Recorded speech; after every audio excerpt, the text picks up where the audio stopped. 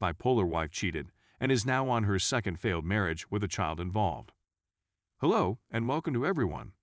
The fact that this is my first post here makes me feel a bit numb right now, since I'm not sure whether I've been played or not.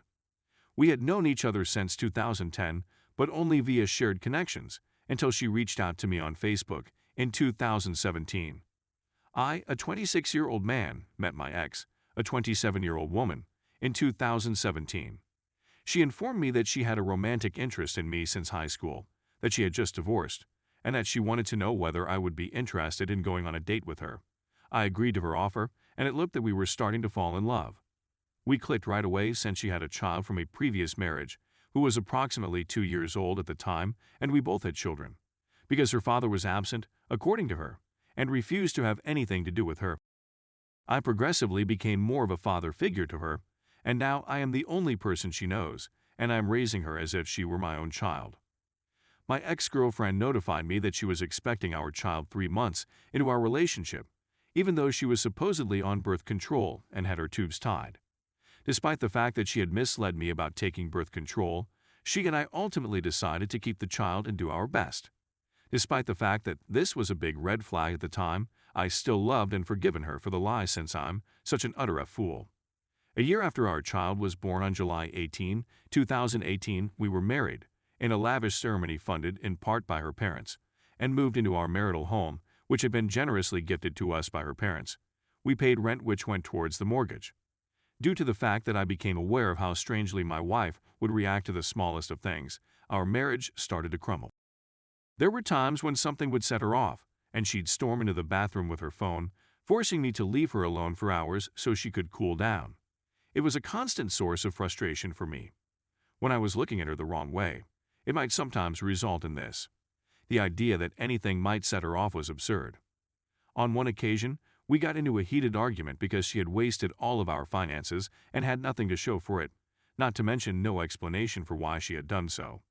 Her hand cut into my palm that night, thanks to the shrapnel from a broken mirror she had smashed during the altercation.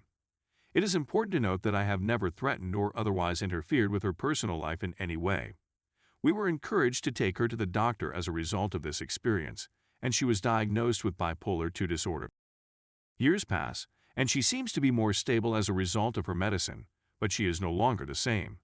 She's cold and distant, and she never seems to want to go out with us the way we used to. S was fairly consistent, about once a week, and I kept my mouth shut despite many attempts to speak to her about how I thought she was avoiding me, to which she claimed anything was wrong. She willingly resigned her job to be a stay-at-home parent, while I worked full-time and cared for the kids / cleaned the house on my days off. Even when she was aloof, she would say how much she loved me and how happy she was with our relationship. It all comes to a climax around 3 months ago when she begins taking a new SRI and begins depleting our funds, leaving me at home with the kids while she goes on unusually lengthy midnight dog walks and creates disputes only to leave the house for hours at a time. She changes the password on her phone and begins getting up in the middle of the night to use the restroom and text for hours. When I question her about it, she erupts in rage and rushes away.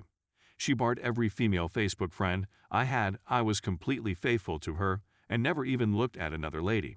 And one night, I came home to an empty house.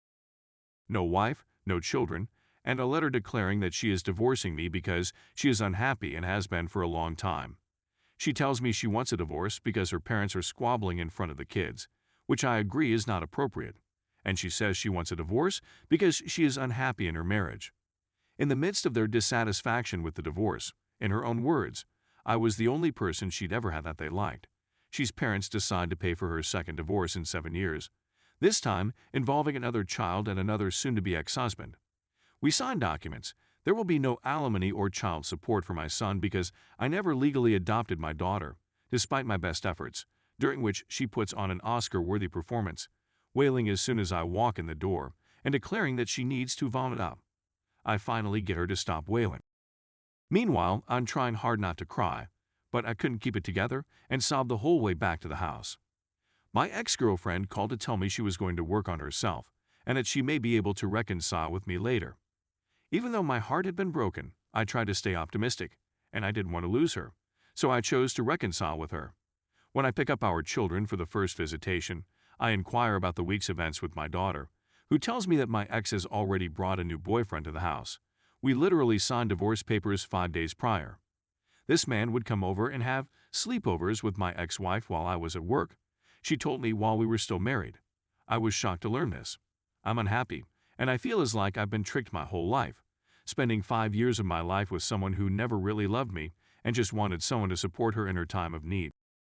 Despite the fact that my children are already coping with the consequences of the divorce, she has already wrapped them with her protective AP. I'm outraged and heartbroken by what has happened. Edit. I feel I now understand why she acted in such a remorseful manner during the divorce. Although it is none of my business, she made it clear to me that the divorce was not the result of someone else, and that she really wanted me to understand that. Whoever this new man is, he is currently living with her, and although it is none of my business, she made it clear to me that the divorce was not the result of someone else. What of nonsense? For 5 years, I was used and abused by this woman, and every time she went into a fit of hypomania or despair, I was there to pick up the pieces and put her back together. Story 2. 19 years gone in one conversation. My 46-year-old male, white 48-year-old female of 19 years informed me about a blind date that she had been put up on by a friend. She went out with her best friend T for a girls' night out on the town. T is said to have set her up with a guy she had already slept with a few weeks before. T was up with someone else at the time, and he had set up my wife for the experience before that. My wife left the house about 7 p.m. and returned at 3 a.m. the next morning. The revelation came completely unexpectedly, and she expressed regret, expressed a want to work on our marriage, expressed concern about the waterworks, and asked forgiveness. Because T had slept with him, she said that there had been no interaction between her and the gentleman. She was well aware that agreeing to meet with him was a horrible idea, and that traveling to meet with him was much worse than that.